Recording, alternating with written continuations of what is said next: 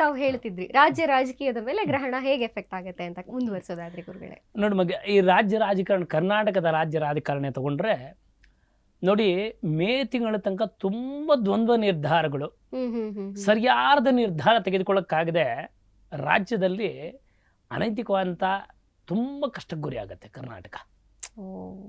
ಯಾಕೆಂದರೆ ಯಥಾ ರಾಜ ತಥಾ ಪ್ರಜಾ ಅಂತಾರೆ, ಯಥಾ ರಾಜ ತಥಾ ಪ್ರಜಾ ಅಂತಾರೆ. ಅದಕ್ಕೆ ರಾಜನ ಹಿಂಗಿರ್ತಾನೋ ರಾಜ್ಯ ಹಂಗೆ ಇರುತ್ತಂತೆ. ಇವ ರಾಜರ ಕಾಲ ಇಲ್ಲ. ಅದರಿಂದ ಈ ಮೇ ತಿಂಗಳ ತನಕ ರಾಜ್ಯ ರಾಜಕಾರಣದಲ್ಲಿ ಆಕಸ್ಮಿಕವಾದಂಥ ಬದಲಾವಣೆಗಳು ತುಂಬ ಆಗತ್ತೆ. ಆದರೆ ಮೇ ತಿಂಗಳಲ್ಲಿ ಖಂಡಿತವಾಗಲೂ ಒಂದು ಒಳ್ಳೆ ನಿರ್ಧಾರ ಬರುತ್ತೆ, ಒಳ್ಳೆ ನಿರ್ಧಾರ ಬರುತ್ತೆ.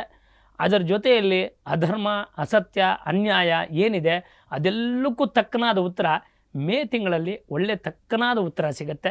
ಅದರಿಂದ ಒಳ್ಳೆಯದೇ ಆಗುತ್ತೆ ಜನಕ್ಕೆ. ಅದರ ಜೊತೆಯಲ್ಲಿ ಈ 3 ತಿಂಗಳು ಕೂಡ ತುಂಬ ದ್ವಂದ್ವ ವಿಚಾರಗಳು, ತುಂಬ ದ್ವಂದ್ವದ ರಾಜಕಾರಣ, ನಿರ್ಧಾರಗಳು ತಗೊಳ್ಳೋಕ್ಕಾಗದೆ ಮೇ ತಿಂಗಳ ತನಕ ಒದ್ದಾಡ್ತಾರೆ.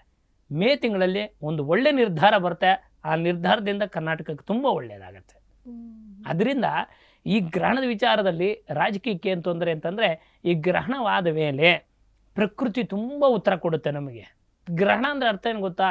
ರಾಶಿಗಳ ಮೇಲೂ ಆಗೋ ಪ್ರಭಾವ, ರಾಜಕಾರಣ ಮೇಲೆ ಆಗೋ ಪ್ರಭಾವಕ್ಕಿಂತ ಹೆಚ್ಚಾಗಿ ಪ್ರಕೃತಿ ಮೇಲೆ ತುಂಬ ಪ್ರಭಾವ ಆಗುತ್ತೆ. ಆದ್ದರಿಂದ ರಾಜ್ಯ ರಾಜಕಾರಣದಲ್ಲಿ ಯದಾ ಯದಾ ಹಿ ಧರ್ಮಸ್ಯ ಗ್ಲಾನಿರ್ಭವತಿ ಭಾರತ. ಅದಕ್ಕೆ ಭಗವದ್ಗೀತೆಯಲ್ಲಿ ಕೃಷ್ಣ ಹೇಳಿದ, ಪರಿತ್ರಾಣಾಯ ಸಾಧೂನಾಂ ವಿನಾಶಾಯ ದುಷ್ಕೃತಾಂ ಧರ್ಮ ಸಂಸ್ಥಾಪನಾರ್ಥಾಯ ಸಂಭವಾಮಿ ಯುಗೆ ಯುಗೆ. ನಾವು ಮನುಷ್ಯರು ನಾವೆಷ್ಟೇ ತಪ್ಪು ಮಾಡಿದ್ರೂ ನಮ್ಮನ್ನು ಸರಿ ಮಾಡೋಕ್ಕೆ ಭಗವಂತ ಒಬ್ಬನಿದ್ದಾನೆ. ಖಂಡಿತವಲ್ಲ ಪ್ರತಿ ಯುಗದಲ್ಲೂ ಆ ಭಗವಂತ ಬರ್ತಾನೆ. ಆದ್ದರಿಂದ ಈ ಮೇ ತಿಂಗಳಲ್ಲಿ ರಾಜಕೀಯದಲ್ಲಿ ಅತಿ ದೊಡ್ಡ ಮಟ್ಟವಾದಂಥ ಬದಲಾವಣೆ ಉಂಟಾಗ್ತಕ್ಕಂಥದ್ದು ತುಂಬ ಇರುತ್ತೆ ಮೇ ತಿಂಗಳಲ್ಲಿ.